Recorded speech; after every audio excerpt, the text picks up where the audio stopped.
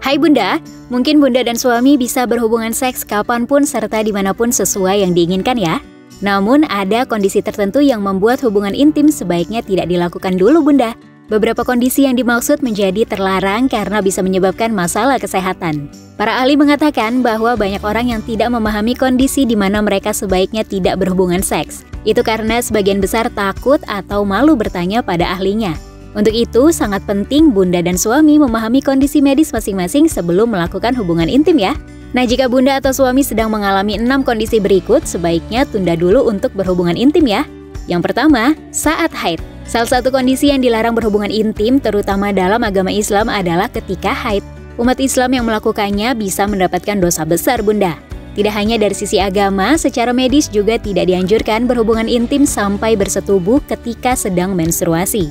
Lansir dari Detik Health, saat haid dikhawatirkan masih ada pembuluh darah yang terbuka sehingga bisa memicu gelombang udara atau emboli saat gerakan-gerakan penis ketika penetrasi ke dalam vagina. Emboli ini bisa terbawa arus aliran darah yang bila menyumbat pembuluh darah jantung akan fatal akibatnya. Yang kedua, masa nifas. Bunda dan suami sebaiknya mengendalikan diri agar tidak bersetubuh usai melahirkan ya. Pasangan suami istri perlu menunggu kurang lebih 40 hari hingga masa nifas selesai. Jika seorang pasien memiliki robekan atau episiotomi atau operasi sesar, mungkin bisa menunggu sampai 6 minggu untuk tidak berhubungan intim. Yang ketiga, punya penyakit menular seksual. Kondisi lain yang dilarang berhubungan seks adalah ketika salah satu pasangan memiliki penyakit menular seksual. Dokter juga merekomendasikan agar menahan diri dari seks. Penyakit menular seksual yang dimaksud bisa berupa sifilis, gonore atau HIV, sampai mendapatkan pengobatan. Jika setelahnya mau berhubungan seks, maka disarankan untuk memakai kondom atau minum obat demi mencegah penularan. Kondisi selanjutnya adalah setelah menjalani operasi. Dokter menyarankan mereka yang dirawat karena pembedahan disarankan untuk tidak melakukan hubungan seks selama 4-6 minggu. Sementara mereka yang diobati dengan suntikan obat harus menahan diri dari hubungan seks selama 2 minggu.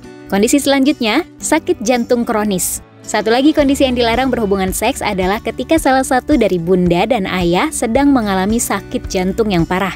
Jika sakit jantung tidak rumit atau ringan, maka masih bisa berhubungan seks 1 minggu setelah mengalaminya.